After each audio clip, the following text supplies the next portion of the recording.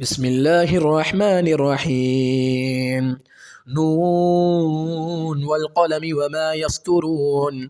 ما أنت بنعمة ربك بمجنون، وإن لك لأجرا غير ممنون، وإنك لعلى خلق عظيم. فستبصر ويبصرون بأيكم المفتون.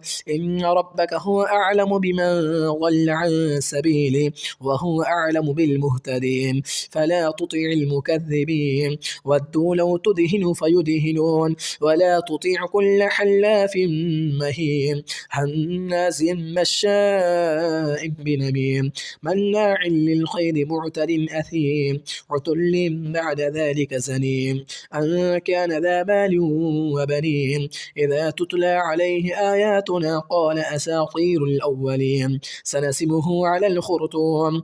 إنا بلوناهم كما بلونا أصحاب الجنة إذ أقسموا ليصرمنها مصبحين ولا يستثنون. فطاف عليها طائف من ربك وهم نائمون فأصبحت كالصريم فتنادوا مصبحين أن اغدوا على حرسكم إن كنتم صارمين.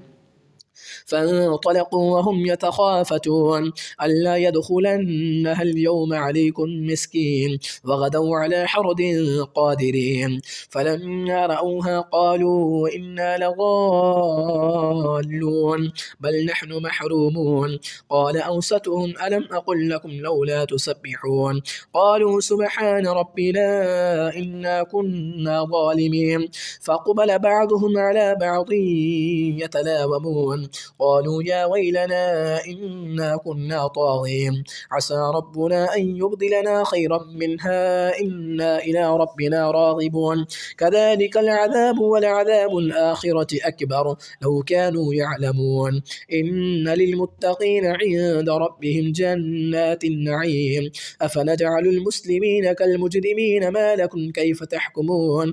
أم لكم كتاب فيه تدرسون إن لكم فيه لما تخيرون. أم لكم أيمان علينا بالغة إلى يوم القيامة إن لكم لما تحكمون.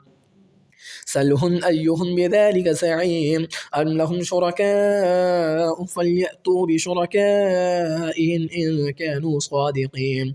يوم يكشف عن ساق ويدعون إلى السجود فلا يستطيعون خاشعة أبصارهم ترهقهم ذلة وقد كانوا يدعون إلى السجود وهم سالمون. فذرني ومن يكذب بهذا الحديث سنستدرجهم من حيث لا يعلمون وأملي لهم إن كيدي متين.